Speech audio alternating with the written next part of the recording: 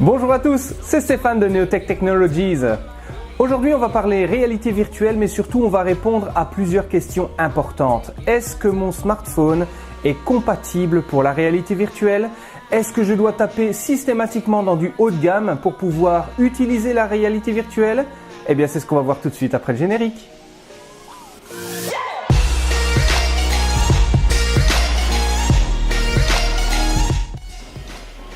Le premier point auquel il faut veiller, c'est la résolution de votre écran. Effectivement, si vous optez pour un écran HD, Full HD, 2K ou voire même 4K, le rendu final sera différent parce qu'il ne faut pas oublier que votre paire de lunettes de réalité virtuelle est pourvue de lentilles.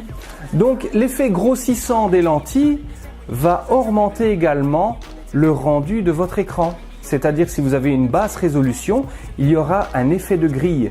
Si votre résolution d'écran est élevée, cet effet de grille, qui est assez désagréable à l'usage, va tendre à disparaître. Un autre point vis-à-vis de l'écran qu'il faut vraiment regarder, ce sont les DPI ou Dot par Pinch. En français, points par pouce, c'est nettement plus facile.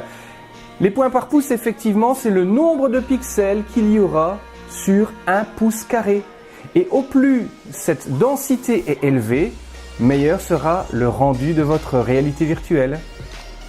Deuxième point, et non des moindres, ce sont les capteurs.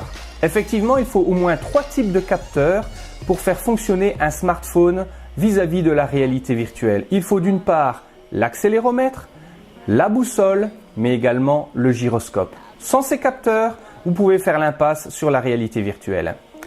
La boussole, ça vous l'avez sans doute appris à l'école, c'est le machin avec une aiguille qui détecte le champ magnétique. Ok, c'est enfermé dans votre smartphone et ça fonctionne très bien. Ah, l'accéléromètre, lui, ça commence à se corser. Eh bien, cet appareil, ce capteur, mesure l'accélération linéaire de votre smartphone. Tiens, et le gyroscope? Eh bien, le gyroscope permet de calculer les 3 axes X, Y et Z de votre smartphone qui se déplace dans l'univers. Donc, il ne faut pas oublier que ces smartphones sont souvent équipés de capteurs très sensibles, mais ces capteurs sont multipliés. Par exemple, il faut 3 gyroscopes, il faut 3 accéléromètres et 3 boussoles pour qu'ils fonctionnent très bien. Donc, il y a encore d'autres petits capteurs, mais on va passer à côté. Il faut au minimum une dizaine de capteurs pour faire fonctionner votre smartphone en réalité virtuelle et certains sont même équipés jusqu'à une vingtaine de capteurs. C'est incroyable tout ça là-dedans. Troisième point, la batterie.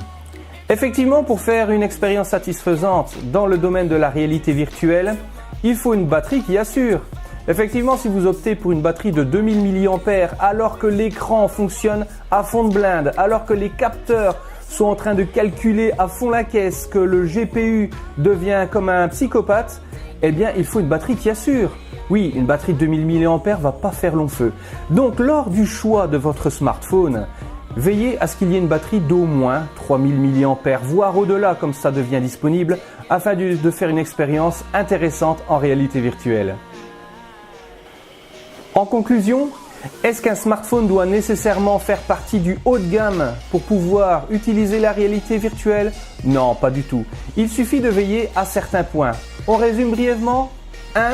Un bon écran. Veillez à ce qu'il soit au moins en Full HD. On va dire c'est le minimum requis. 2. Il faut veiller également à ce qu'il y a l'accéléromètre, la boussole et surtout le gyroscope. Sans ça, pas de réalité virtuelle. 3. Une bonne batterie, vous l'avez compris, ça consomme énormément, donc veillez à ce que la batterie soit au moins au-delà des 3000 mAh. Alors, vous avez fait votre choix? Alors bon amusement avec la réalité virtuelle. Et en plus, si cette vidéo vous a plu, n'hésitez pas à liker, ça me fera toujours plaisir. Et si vous voulez en savoir plus, que ce soit sur la technologie, la réalité virtuelle, l'impression 3D, etc., eh bien abonnez-vous, c'est gratuit. Sur ce, à la prochaine. Ciao!